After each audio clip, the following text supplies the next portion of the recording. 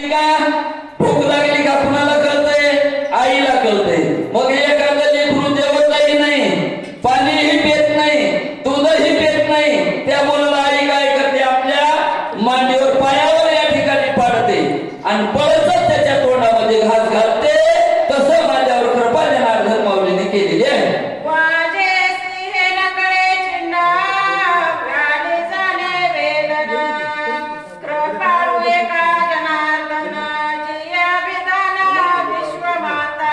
या ठिकाणी हे वाण्याला चिन्ह कळणार नाही.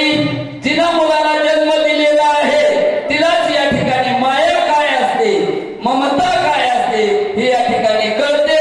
जनार्दन माऊली या ठिकाणी म्हणू लागले, ब्रह्मादिक पुत्र व्याली जिये ब्रह्मांडे सजिली निज कर्मेत्रने मानिली मजते चाली लक्षणा.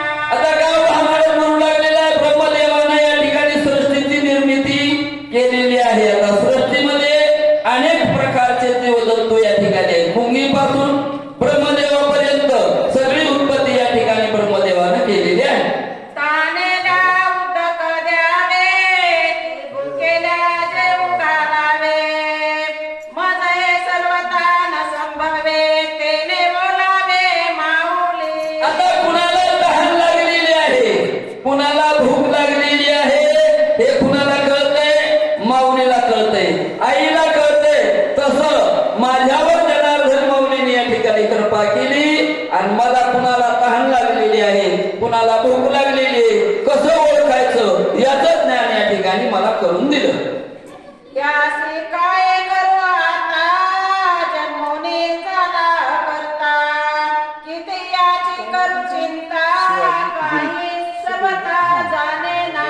आता याची कसल्याही प्रकारची मला चिंता करण्याची गरज नाही. करता करी ते कोण आहेत? माझे गुरु माऊली जनार्दन स्वामी आहे आणि मला कसल्याही प्रकारची या रामायणाची चिंता करण्याची गरज नाही. गावा महाराज म्हणू लागले, घासा तोडी घेऊन येणे मनोनी निजामुखीचे काढणे माझ्या मुखी कोंदणे बाळा कारणे कृपाळू.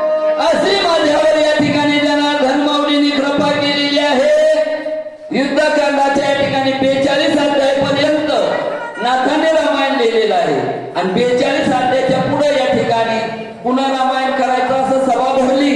नाथांचा मुलगा हरिपंडित, पण या ठिकाणी गावबा महाराजांचा भाव नाथाने ओळखला आणि तिथून रामायण करण्याची सगळी जबाबदारी गावबावर नाथ महाराजांनी टाकीतली आणि म्हणून या ठिकाणी गावबा महाराज म्हणू लागलेले आहे, जसं आई आपल्या तोंडामधला लेकरासाठी घास काढते आणि आपल्या लेकराच्या मुखामध्ये घालते, तसं जनार्दन माऊलीने या ठिकाणी माझ्यावर कृपा केली आणि आईसारखं या ठिकाणी प्रेम केलेलं आहे.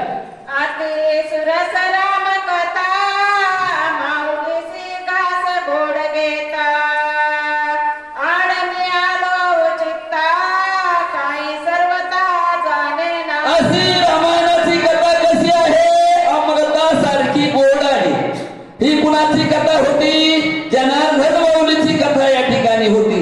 ही अमृतासारखी कथा जनार्दन माऊलीने या ठिकाणी केलेली आहे. पण मी या ठिकाणी अचानक आडवा आलो, मधीच या ठिकाणी जनार्दन माऊलीच्या मध्ये गेलो आणि त्यांनी जी कथा करायची होती ती माझ्या तोंडातून या ठिकाणी जनार्दन माऊलीने कथा करून घेतलेली आहे. तेही कृपाळू कैसी तोंडीचे काढून वेगेसी ओ पिता माझे मुखासी निज मानसी सुखावे. बरं, या ठिकाणी माऊलीनं जनार्दन स्वामीनं काय केलेलं? त्यांच्या मुखामधला जो घास आहे तो या ठिकाणी माझ्या मुखामध्ये घातलेला आहे. आपल्यामध्ये कसं होतंय? याला जर सेवा दिली त्याला जर देवा दिली तर विरोध झाल्यासारखं वाटतंय. आपल्यामध्ये कसल्याही प्रकारचा सद्भाव नसतो. गावबाबांना म्हणू लागलेले, त्यांनी या ठिकाणी त्यांच्या मुखामधला जो घास या ठिकाणी माझ्या मुखामध्ये घातला, याच्याबद्दल नाथ महाराज कसल्याही प्रकारची नाराजी व्यक्त करीत नाही. नाथ महाराजांना या ठिकाणी माझ्याकडे कथा लिहून देण्याची जबाबदारी सोपवली, पण कशी सोपवली? उल्हासानं आनंदानं या ठिकाणी सोपवलेली आहे. बाळकाच्या धनी दाई जय काशिषा जनी झाले पण होई गे आणि काय न कळेस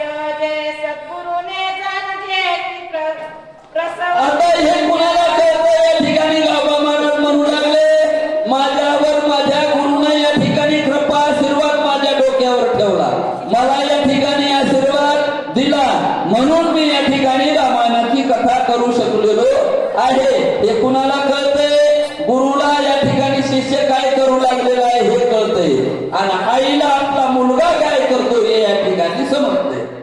एका जनार्दना शरण कपी रामाज्ञा धरून बाणे आणला पण गोड कथना पुढे आता